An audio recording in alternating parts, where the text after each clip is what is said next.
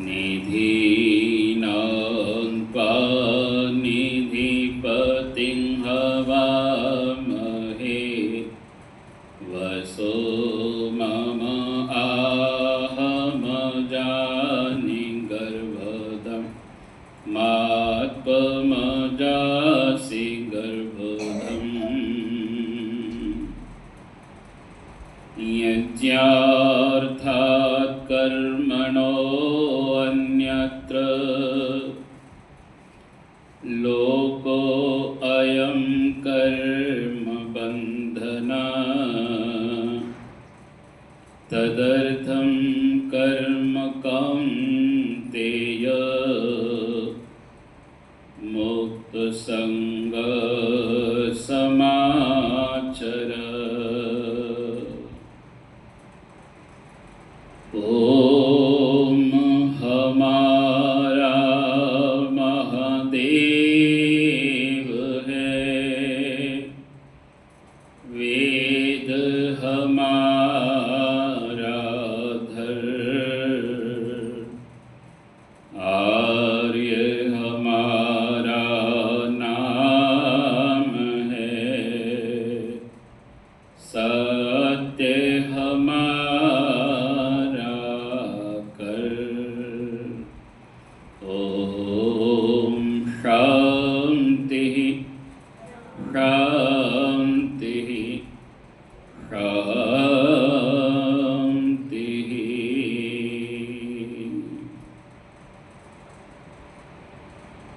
सायंकाल की बड़ी ही परम पावनी पवित्र सत्संग की वेला में सम्मुख समुपस्थित सोम सदा पूज्य माता इंदुपुरी जी, सम्मान के योग्य मातृशक्ति, देव के दुलारे भद्र प्रिय सज्जन,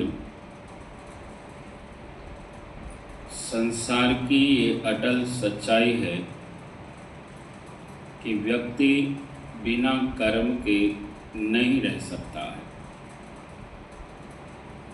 एक एक पल व्यक्ति सोचने में, चलने में, बोलने में, कार्य में व्यतीत करता है। यहाँ तक कि थक हार जाने के बावजूद भी स्वप्न लेता है। इस तरह से कर्मों का ताना बाना व्यक्ति के अंग संग हमेशा हमेशा जुड़ा हुआ है। और क्योंकि व्यक्ति प्रकृति के गुणों के अधीन है, तो जैसे जैसे ये प्रकृति हमसे करवाती है फिर हम वैसा वैसा करते चलते हैं। जब हमारे भीतर सात्विक भावनाएं बढ़ती हैं तब हम तप में लगते हैं, साधना करते हैं, पुण्यों के कार्यों को करते हैं, दूसरों की सहायता करते हैं, दान देते हैं, यज्ञ करते हैं, संस्था की सेवा में अपने आप को समर्पित करते हैं। जैसे ही रजस गुण आ जाता है तो हम मान सम्मान की इच्छा करने लग जाते हैं, नाम यश की चाहना कामना करने लग जाते हैं। और जब तमस आता है तो ये सब चीज़ें हमें बुरी लगने लगती हैं और मानो लगता है कि बस संसार में कुछ नहीं, मैं ही मैं हूँ। और ये वो प्रकृति के गुण हैं। जब जोन सी धारा हमारे भीतर बढ़ जाती है हम उसी तरह के कार्यों में अपने आप को संलग्न पाते हैं।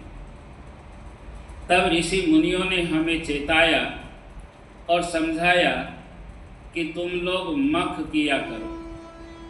मख करने से क्या होगा कि तुम्हारे भीतर देवत्व जागने लग जाएगा, और जब देवत्व तुम्हारे भीतर जागेगा तो तुम दैव के ही कार्यों को करने वाले बनोगे।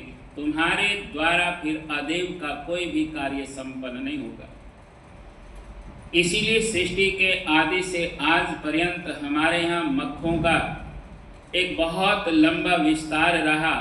मख नाम यज्ञ करने का है, जिसे आप चाहे ब्रह्म यज्ञ कहिए, देव यज्ञ कहिए, अतिथि यज्ञ कहिए, बलिवैश्व देव यज्ञ कहिए, अश्वमेध पर्यंत अनेकों अनेकों यज्ञ हैं। या यूँ कह लीजिए जो जो हमारी कामना है उसके लिए एक हवन है। क्योंकि वेद मंत्र में कहा यत का मास्ते जुहुमस्तन्नो अस्तु वयम श्याम पतयो रैणाम, कि भगवान के पास जिस जिस कामना को लेकर के हम जावें वह कामना हमारी है प्रभु आप पूर्ण करें। कितनी सुंदर भावना व्यक्ति के भीतर उत्पन्न होती है। तो इससे पता लगता है कि सारे जगत में जो कुछ हमें सोचकर विचार करके भी अगर कार्यों को करना है तो वो कार्य हमें परिणाम में ईश्वर की प्राप्ति कराने वाला हो। अगर दूर दूर तक भी कर्म से ईश्वर की प्राप्ति नहीं हो रही है तो वो किसी भी काल में कर्म करना योग्य ही नहीं है।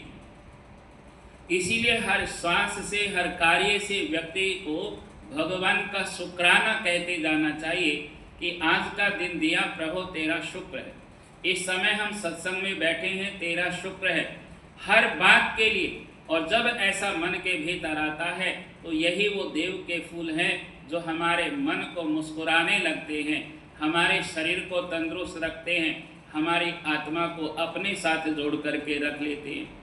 इसीलिए परस्पर भी जब हम मिलें तो एक दूसरे के लिए यज्ञीय भावनाएं ही करें, जिससे हमारे जीवन में उत्तमता श्रेष्ठता हो और सब इससे कल्याण की प्राप्ति करें। इसीलिए वेद इत्यादि सत्य शास्त्रों में कहलवाया सर्वे भवन्तु सुखिनः सर्वे सन्तु निरामया सर्वे भद्राणि पश्यन्तु मां कश्चित् दुख भाग भवे। कहते कि व्यक्ति किसी भी प्रकार से कहते सबको सुखी होने की प्रार्थना किया करो कि भगवान सबको सुखी कर।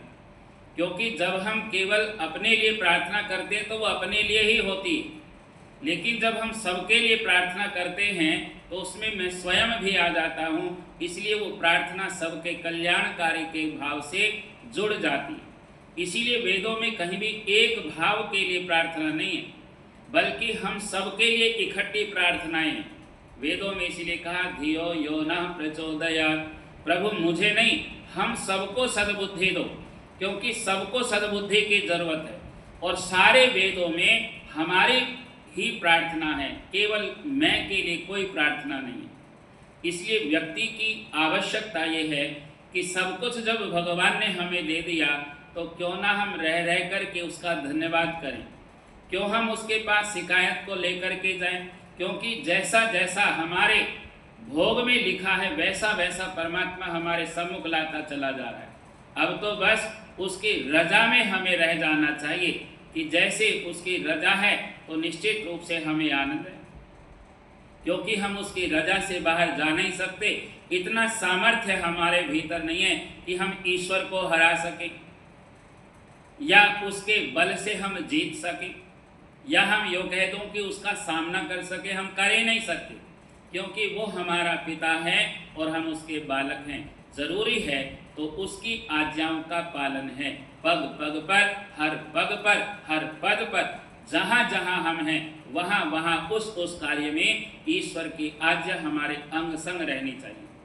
वेदों के पढ़ने पढ़ाने का, सत्संग को करने कराने का, यज्ञ तप दान संध्या हवन करने का लाभ तभी है जब हम उसकी आज्ञा का पालन करते हुए चलें। और अगर हम आज्ञा का पालन नहीं करते हैं तो ये केवल भार मात्र है, वजन मात्र है, इससे ज़्यादा हम कोई उससे लाभ नहीं ले पाएंगे। इसलिए जरूरी है वो व्यक्ति जो रेगिस्तान की यात्रा पर निकला आज अपने आप में शिकायत कर रहा, और शिकायत करते करते स्थिति तक आ गया, आकाश की तरफ देखने लगा, मानो प्रतीक्षा कर रहे हैं कि भगवान क्या जवाब देगा।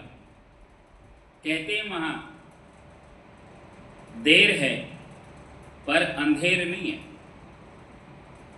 और ईश्वर कभी कभी तो ऐसा चमत्कार करता है कि तुरंत मानो प्रार्थना की और प्रार्थना का फल सामने उपस्थित हो जाता है, जिसे कहते हैं हाथ दे करके बचाना। और प्रभु सबकी लाज बचाए, ऐसा हमें प्रयत्न करते रहना चाहिए। लेकिन ये संभव तभी है जब हम पूरे मन के साथ उस भाव में लगे हुए। और कहते जब इस व्यक्ति ने ऐसी बात कही तो कहते हैं ऊपर से अब नजर हटी और थोड़ी दूरी तक नजर गई तो देखता क्या है कि एक कुआं है। मन में फिर संशय हुआ, चलो कुआं तो बना दिया होगा, पता नहीं इसमें पानी है भी या नहीं। पास में गया, झांक करके देखा तो वास्तव में जल से लबालब कुआं है।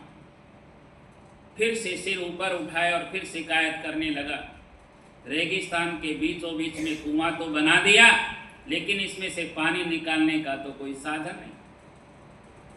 लेकिन कहते तभी ये कुएं के चारों तरफ घूमने लगा, और जैसे ही घूमा तो देखता क्या है कि एक बाल्टी है जो बड़ी लंबी रस्सी से बंधी हुई है।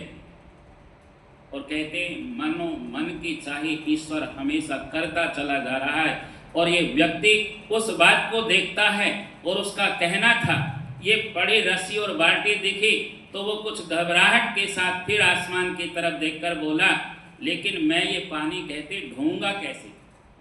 चलो रेगिस्तान है, यहाँ पानी का कुआं भी मिल गया, रस्सी बाल्टी भी मिल गई, अब मैं इसको ढूंढूंगा कैसे? क्योंकि व्यक्ति हमेशा अपनी जिम्मेवारी से भागता है। कहना तो आसान है, ये कर देना, वो कर देना, ये कर लो, वो कर लो, लेकिन जब उसको कार्य करने के उपरांत का जो फल है वो नहीं देना चाहता, तब व्यक्ति परेशान हो जाता है। व्यक्ति फिर वहाँ से दौड़ता है, भागता है। इसलिए व्यक्ति के लिए मन में पावनता, पवित्रता होना अति आवश्यक है कि मैंने कार्य किया, इन्होंने आज्ञा का पालन किया, बस अब ईश्वर जाने और ईश्वर का काम जाने, और उसको फटाफट आगे बढ़ाना चाहिए। कार्यों को लटकाना नहीं चाहिए। ईश्वर ने फटाफट देखो कैसे कामनाओं को पूरा किया। और अब जैसे ही मन के भीतर, इसके भीतर ये प्रश्न उठा कि मैं इस पानी को ढूंढूंगा कैसे, एक स्थान से दूसरे स्थान पर कैसे ले जाऊंगा, और कहते जैसे ही कह रहा था तभी इसे महसूस हुआ कि पीछे से इसके कंधे को कोई छू रहा है, कोई स्पर्श कर रहा है। पलट कर देखता है माता और सज्जनों, और जैसे ही पलट करके देखा तो गजब हो गया। ये सोच भी नहीं सकता था कि ये मेरे साथ घटना घट सकती है, या ये चमत्कार मेरे सम्मुख हो सकता है। और देखते ही हक्का बक्का रह गया, और जो ये गजब हुआ, ये क्या हुआ, इस बात की चर्चा फिर आपके सामने आगे बढ़ाएंगे। आज यहीं कहकर वाणी को विराम देते हुए आइए गहरे श्वासों पर भगवान के नाम का जप करते हुए ईश्वर का ध्यान करेंगे।